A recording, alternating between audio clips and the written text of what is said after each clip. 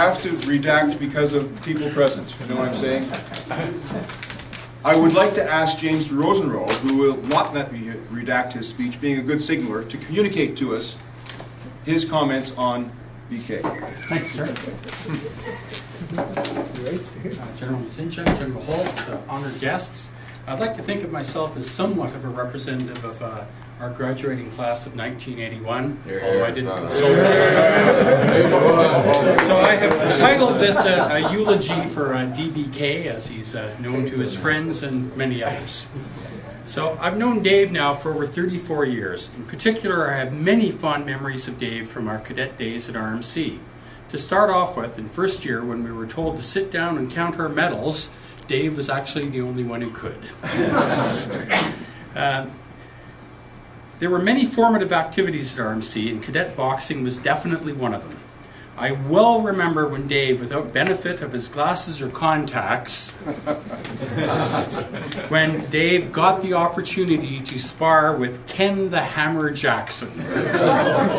Suffice to say, it wasn't pretty. Although to his credit, Dave suffered through the experience without complaint or faking a seizure or heart attack, which I most likely would have done in a similar situation.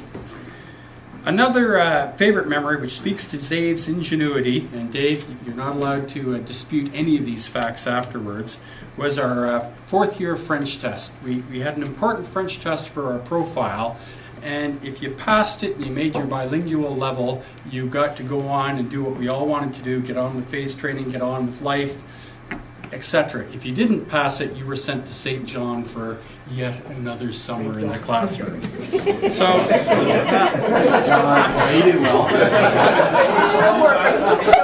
I remember this, it was like it was yesterday. Part of the test was you're listening to a tape recorder. And you know, this tape recorder drones on for about an hour, and at the end of each question you mark this multiple guess sheet.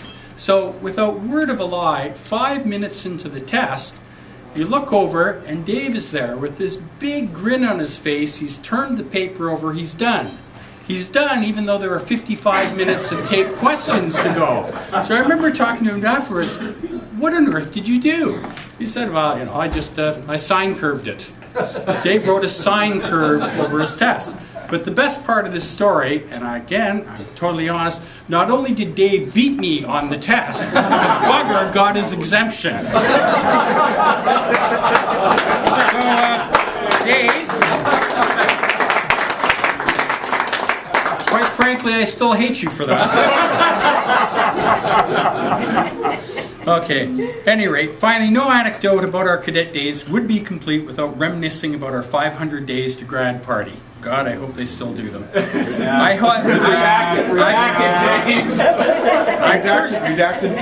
Sorry.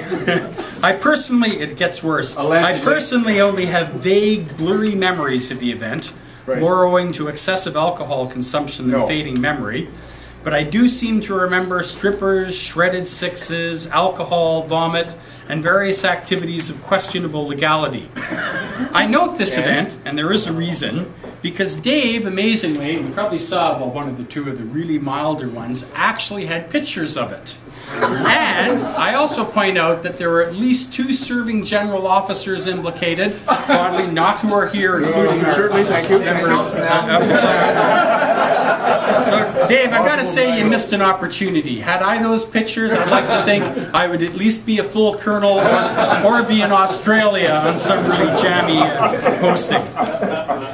So, sadly, at any rate, as a signals officer myself, Dave's and my careers have not tracked closely, not surprisingly. But we nonetheless have served together in a couple of locations, notably CDLS Washington. Well, actually I was in New Jersey myself, but we did come to Washington on a regular basis, and in Ottawa on several occasions. In CDLS Washington, as a staff slave, as Dave liked to describe himself, he was the master of his domain, provided expert advice to all, and definitely knew where all the bodies were buried. More importantly, Dave knew where the best deals were in the embassy duty-free shop and where the best restaurants and bars were in the area. Definitely the guy to know in Washington. Back in Ottawa once again, after a brief sojourn to become a semi-professional windsurfer on the West Coast, Besides bringing his considerable project management skills to bear for the benefit of D&D, he's also a founding member of the EME table, along Yes. with General Holt, Yeah, and you. can be found holding court there on more than the odd Friday lunch. I could not go me. on. Well, not really. Yes, sir. But suffice to say that Dave has had a very successful career, has done journeyman service to our graduation class as essentially the de facto class secretary, which he took up on his own volition, and has been a good friend and companion to many of us. And I would certainly count everyone here and probably every single member of our class of '81. So Dave, all the best from you, from your friend, Lieutenant Colonel, brackets, not retired, but wishes he was. Don't take that literally. James Roast.